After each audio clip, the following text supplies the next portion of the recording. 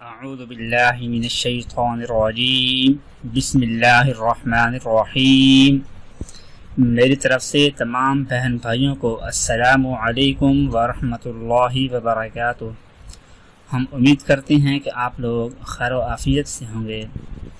ناظرین، وہ ماں باپ کے جن کے چھوٹے چھوٹے بچے ہیں اور وہ بہت ہی شرارتی اور کند ذہن ہیں، شرارتی ہیں اور کند ذہن ہیں، پڑھائی میں ان کا دل نہیں لگتا، پڑھنے کو دل نہیں کرتا اور اکثر اوقات وہ الٹا کام کرتے رہتے ہیں۔ جس کام کا آپ بولیں وہ نہیں کرتے بلکہ اس کا الٹ کام کرتے ہیں، جس کی وجہ سے ان کی ماں بہت زیادہ پریشان ہے اور ان کے مستقبل کو دیکھ کر اپنا سر پٹک کر بیٹھ جاتی ہے کہ یہ بچے کیا کریں گے۔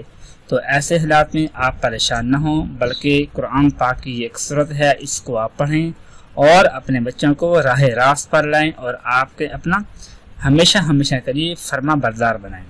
وہ سورت یہ ہے، قرآن پاک کا پارہ نمبر ہے 28، قد سمع اللہ، اس میں ہے سورۃ الصف۔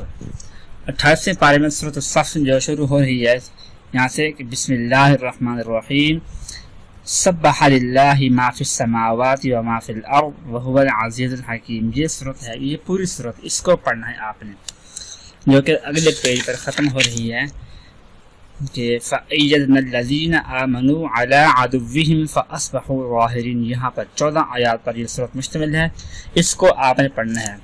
اس کے پڑھنے کا طریقہ یہ ہے کہ صبح کی نماز پڑھنے کے بعد اور سورج کے نکلنے سے پہلے یہ خیال کریں کہ اس کے پڑھنے کا جو وقت ہے وہ خاص ہے۔ نماز پڑھنے کے بعد اور سورج کے طلوع ہونے سے پہلے اول آخر تین مرتبہ درود پاک اور درمیان میں ایک مرتبہ اس سورت کو پڑھ کر پانی پر دم کر دیں اور اپنے بچے پر بھی دم کر دیں، پھر وہ پانی اپنے بچے کو پلا دیں۔ تو انشاءاللہ جیسے ہی پانی بچہ کے اندر جائے گا ویسے اس کی تربیت میں اور اس کے خون کے اندر ایک مٹھاس سے پیدا ہو جائے گی اور فرما برداری کسی ایک مہک دوڑ جائے گی، اور اس کے بعد بچہ ہمیشہ کریے آپ کا فرما بردار بن جائے گا۔ پھر اس کے بعد کبھی بھی الٹا کام نہیں کرے گا، انشاءاللہ ہمیشہ سیدھے کام کرے گا اور آپ کی جو پریشانی ہے وہ ہمیشہ کے لیے ختم ہو جائے گی۔ دعا ہے کہ اللہ پاک ہم سب کو نیک اور صالح اولاد نصیب فرمائے، آمین ثم آمین۔ اپنا خیال رکھیے گا، اللہ حافظ۔